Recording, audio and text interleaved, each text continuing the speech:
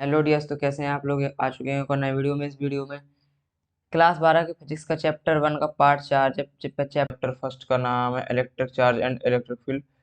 और इस टॉपिक में हम बात करेंगे अबाउट कंटिन्यूअस चार्ज डिस्ट्रीब्यूशन। चलिए वीडियो शुरू करते हैं। जैसे कोई कंडक्टर है, एक मान लो कोई एक कंडक्टर है, इसे हम कोई पॉजिटिव या नेगेटिव चार्ज देंगे। पॉजिटिव या नेगेटिव चार्ज है, पॉजिटिव दिया या नेगेटिव, मान लीजिए पॉजिटिव दे रहे हैं हम। ऐसे जब हम कोई पॉजिटिव चार्ज इसे चार्ज करेंगे पॉजिटिव चार्ज से, तो ये चार्ज इस कंडक्टर में सभी जगह समान रूप से डिस्ट्रीब्यूटेड हो जाएगा। पॉजिटिव पॉजिटिव पॉजिटिव समान रूप से डिस्ट्रीब्यूटेड हो जाएगा। इसी को चार्ज का डिस्ट्रीब्यूशन कहते हैं। चार्ज का डिस्ट्रीब्यूशन तीन टाइप से हो सकता है। नंबर एक और है लीनियर चार्ज डिस्ट्रीब्यूशन डिस्ट्रीब्यूशन। और नंबर टू पर है सरफेस चार्ज डिस्ट्रीब्यूशन। और नंबर तीन पर है वॉल्यूम चार्ज डिस्ट्रीब्यूशन। चलिए हम इसके एक बारे में एक एक करके तीनों के बारे में अध्ययन करेंगे। चलिए, जब चार्ज किसी निग्लिजिबल मोटाई की किसी वायर में समान रूप से डिस्ट्रीब्यूटेड हो जाता है तो उसे लीनियर चार्ज डिस्ट्रीब्यूशन कहते हैं। लीनियर चार्ज डिस्ट्रीब्यूशन, जैसे कि एक वायर है, इसकी मोटाई बहुत ही कम है, निग्लिजिबल है, तो हम इस पर जो भी चार्ज इस पर डिस्ट्रीब्यूट होगा तो हम उसे कहेंगे लीनियर चार्ज डिस्ट्रीब्यूशन। जब कोई भी चार्ज हम इस पर देंगे, प्लस पॉजिटिव और नेगेटिव चार्ज हम इस पर चार्ज करेंगे, तो ये जब हम इस वायर को किसी भी चार्ज से चार्ज करेंगे पॉजिटिव और नेगेटिव, तो वो चार्ज इस वायर पर लीनियरली डिस्ट्रीब्यूटेड हो जाएगा। ये लीनियरली चार्ज डिस्ट्रीब्यूटेड हो जाएगा। और लीनियर चार्ज डिस्ट्रीब्यूशन से एक टर्म जुड़ा होता है, linear charge density. Linear charge density ये क्या होता है? किसी भी वायर की, किसी भी तार के पर यूनिट लेंथ पर उपस्थित चार्ज, किसी कोई भी वायर है, जैसे मान लीजिए वायर है, इसकी लेंथ एल है, और इस पर उपस्थित चार्ज, इस पर प्रेजेंट चार्ज क्यू है, तो पर यूनिट लेंथ पर उपस्थित चार्ज को हम कहते हैं लीनियर चार्ज डेंसिटी। तो इसका लीनियर चार्ज डेंसिटी होगा क्यू अपॉन एल। और हम लीनियर चार्ज डेंसिटी को लेमडा से डिनोट करते हैं, तो हम कहेंगे लेमडा इज इक्वल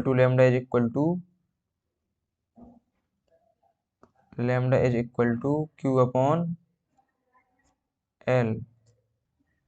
जब हम न्यूमेरिकल प्रॉब्लम सॉल्व करते हैं तो वहाँ पे हमें इसका लीनियर चार्ज डेंसिटी लेमडा का मान कुछ दिया गया होता है, और उसके बाद की लेंथ भी दी हुई होती है, और उस पर उपस्थित हम पे चार्ज पूछा जाता है। तो हम इसी फॉर्मूले से उसका चार्ज निकाल सकते हैं, Q is equal to lambda L. बात करें इसकी मात्रक की, तो हम लीनियर चार्ज डेंसिटी का मात्रक यूनिट होगा कूलाम पर मीटर। वो हमें फॉर्मूला से ही दिख रहा है, coulomb per metre. Coulomb per metre equal to coulomb metre inverse. तो ये इसका मात्रक होगा। और इसका डायमेंशनल फॉर्मूला की बात करते हैं, इसका डायमेंशनल फॉर्मूला होगा m⁻0 l⁻⁻1 और t⁻1 और a⁻1। ये होगा इसका डायमेंशनल फॉर्मूला। चलिए नेक्स्ट पर चलते हैं, सरफेस चार्ज डेंसिटी। जब कोई कंडक्टर की एक सीट होती है और हम उस पर कोई भी चार्ज देता है, तो उस पर भी वह आवेश चार्ज समान रूप से डिस्ट्रीब्यूटेड हो जाता है, और इसी को कहते हैं सरफेस चार्ज डिस्ट्रीब्यूशन। और इसके साथ भी एक टर्म में जुड़ा होता है, वो होता है चार्ज डेंसिटी सरफेस चार्ज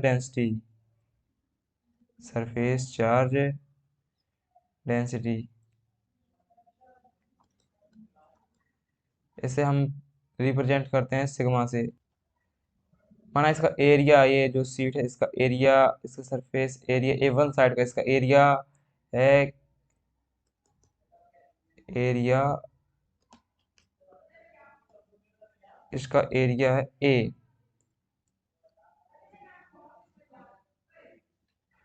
इस पर टोटल चार्ज प्रेजेंट है Q, total charge present in sheet is Q. तो इसका surface charge density sigma, surface charge sigma कहते हैं हम। Surface charge density sigma is equal to Q upon A. और इसका मात्रा क्या यूनिट का है, तो इसका यूनिट होगा कूलाम प्रति मीटर स्क्वायर, कूलाम प्रति मीटर स्क्वायर। और इसमें भी किसी सीट का एरिया दिया गया हो, उसका सिग्मा यानी कि सरफेस चार्ज डेंसिटी दी गई हो, तो हम क्यू इज इक्वल टू इस फॉर्मूले से, इसी फॉर्मूले को इसको ए को स्टार्ट कर देंगे तो Q is equal to sigma, उसका चार्ज पता कर सकते हैं कि उस पर टोटल चार्ज कितना है। और इसका डायमेंशनल फार्मूला की हम बात करेंगे तो डायमेंशनल फार्मूला इसका होगा एम की पावर 0, एल की पावर -2, टी की पावर 1, ए की पावर 1। ये होगा इसका डायमेंशनल फार्मूला। चलिए नेक्स्ट पर चलते हैं, volume charge distribution. Volume charge distribution पे जब हम किसी चार्ज को किसी वॉल्यूम में देते हैं तो वो है उस पर समान रूप से आवेश वितरित हो जाता है। वो चार्ज समान रूप से, मान लीजिए कि गोला है, एक घन घनाभ हो सकता है, क्यूब हो सकता है, और उस पर अगर हम कोई चार्ज दें तो वह उस पर समान रूप से डिस्ट्रीब्यूटेड हो जाता है, और इस प्रकार के चार्ज डिस्ट्रीब्यूशन कहते हैं हम वॉल्यूम चार्ज डिस्ट्रीब्यूशन।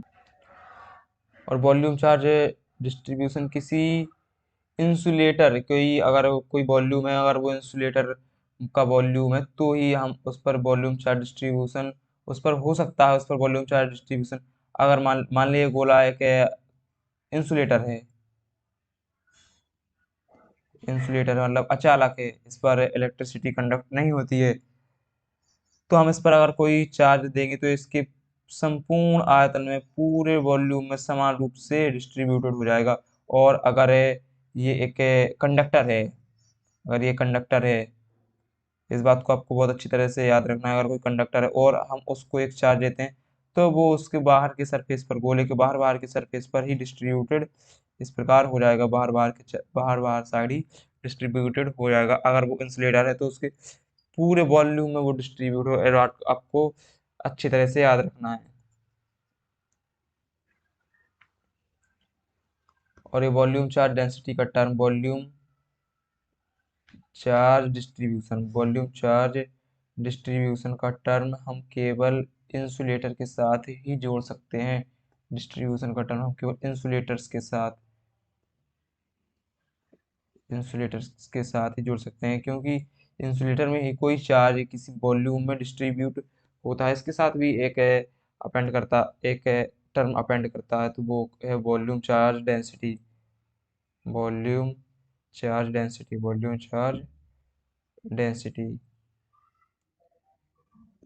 इसका क्या मतलब है, मान ले हम कोई चार्ज है, कोई भी एक चार्ज है, उसको हम किसी वॉल्यूम में देते हैं, उसका माना इसका वॉल्यूम भी है, थोड़ी देर के लिए इसका वॉल्यूम भी मान लेते हैं, और इस पर दिया गया चार्ज क्यू है, तो इसका वॉल्यूम चार्ज डेंसिटी क्या हो, वॉल्यूम चार्ज डेंसिटी रो, हम वॉल्यूम चार्ज डेंसिटी को रो से डिनोट करते हैं, वो होगा क्यू अपॉन वी।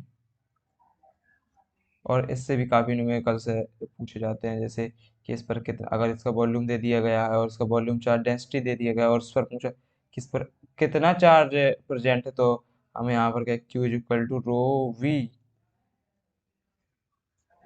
और इस वॉल्यूम चार्ज डेंसिटी का मात्रक यूनिट होता है कूलाम प्रति मीटर क्यू, कूलाम प्रति मीटर क्यू इसका वो यूनिट होता है। और बात करें इसके डायमेंशनल फार्मूला की, डायमेंशनल फार्मूला होगा एम की पावर 0, एल की पावर -3, और टी की पावर 1 और ए की पावर 1। ये होगा इसका डायमेंशनल फार्मूला।